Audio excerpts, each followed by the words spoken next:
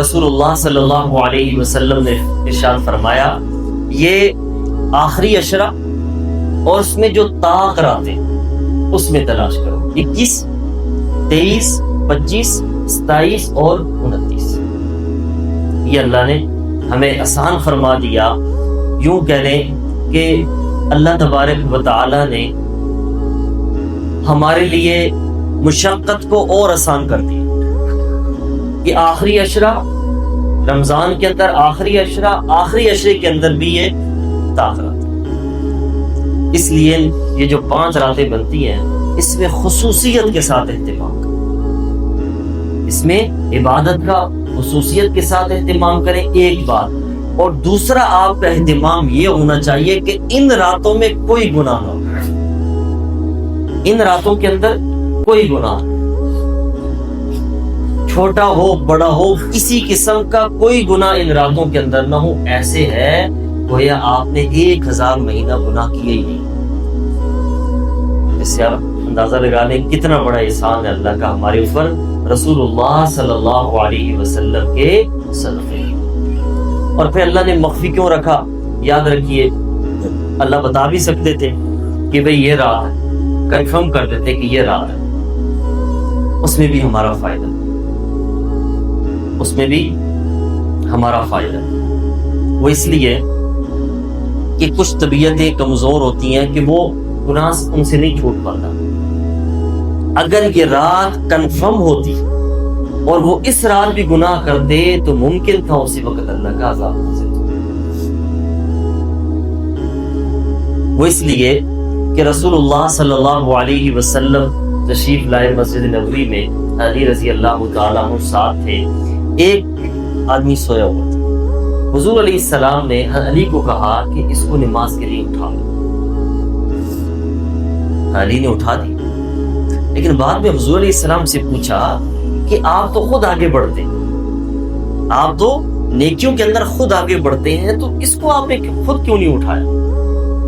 فرمایا کہ وہ نیند کے اندر تھا، بس اوقات نیند کا غلبہ ہوتا ہے، انسان کو پتہ نہیں چلتا، اگر میں اسے نماز کے لیے اٹھاتا اور وہ نیند میں انکار کر دیتا تو کافر ہو جاتا، اگر تیرے کہنے پہ انکار کرتا تو پھر نیند کے اندر تھا، ظاہری بات ہے وہ انکار قابل قبول نہ ہوتا، لیکن اگر میرے انکار پہ وہ سستی کا مظاہرہ کرتا تو پھر کفر ہو جاتا۔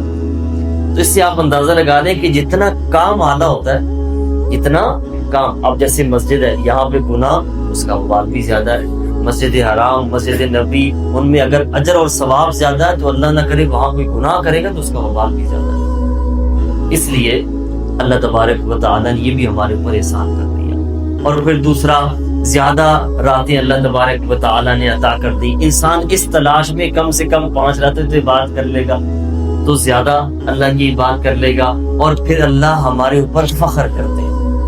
جو لوگ ان 5 راتوں میں عبادت کریں گے لیلۃ القدر کو حاصل کرنے کے لیے، اللہ تبارک و تعالیٰ ان پر کیا کرتے ہیں؟ فخر کرتے ہیں۔ اب اللہ تبارک و تعالیٰ 5 راتیں اپنے بندوں پہ فخر کریں گے فرشتوں کے سامنے کہ یہ میرے بندے جن پر آپ نے اعتراض کیا تھا، یہ ایسے لوگ ہیں، یہ ایسا عشق رکھتے ہیں، ایسی محبت رکھتے ہیں، ایسا درد رکھتے ہیں، اور یہ جنت کے حصول کے لیے اتنی کوشاں ہے۔ اس لیے اس رات کا خصوصیت کے ساتھ اہتمام کرنا چاہیے، ایک بات۔ دوسری بات یہ کہ جو آخری عشرے میں ایک اہم عبادت وہ کیا ہے؟ اعتکاف، کیونکہ یہ جو مسنون اعتکاف آخری عشرے کا، مکمل عشرے کا، جو آدمی اعتکاف بیٹھتا ہے نا اس کو یہ رات خود بخود مل جاتی ہے۔ تو آپ آسان لفظوں میں یہ کہہ لیں کہ جو اللہ نے آخری عشرے کی عبادت اعتکاف رکھی ہے یہ بھی لیلۃ القدر کے لیے، کیونکہ جو آدمی اعتکاف بیٹھتا ہے نا، مسنون اعتکاف، وہ ہر وقت ہی عبادت میں رہتا ہے، اس کا سونا بھی کیا ہے؟ عبادت میں شمار، حتیٰ کہ اس کا کھانا، اس کا سحری افطاری کرنا، کھانا کھانا، وہ بھی عبادت کے اندر شمار۔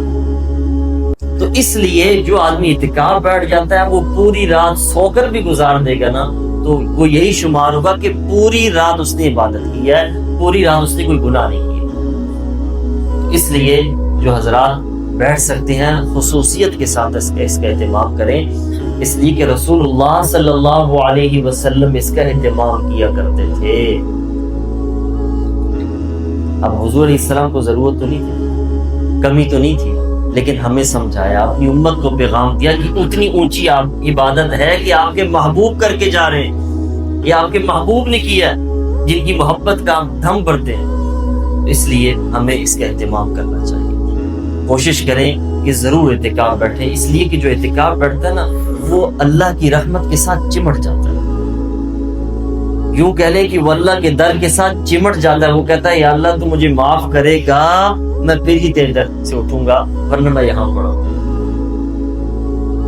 وہ اللہ کے گھر آ کے اللہ کے در پہ پڑ جاتا ہے۔ اور پھر فرمایا کہ جو آدمی اعتکاف کرتا ہے، مصنون اعتکاف، ایک دن فرمایا 3 خندقیں وہ جہنم سے دور ہو جائے گا۔ کتنی؟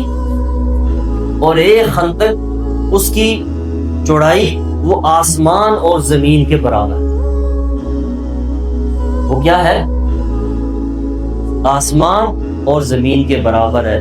اس سے آپ اندازہ لگا لیں 3 خندقیں دور ہوگا، اور اگر وہ 10 دن بیٹھ لے گا، 10 دن بیٹھ لے گا، تو آپ اس سے اندازہ لگا لیں کہ وہ جہنم سے کتنا دور پہنچ جائے گا اور جنت کے کتنے قریب پہنچ جائے گا۔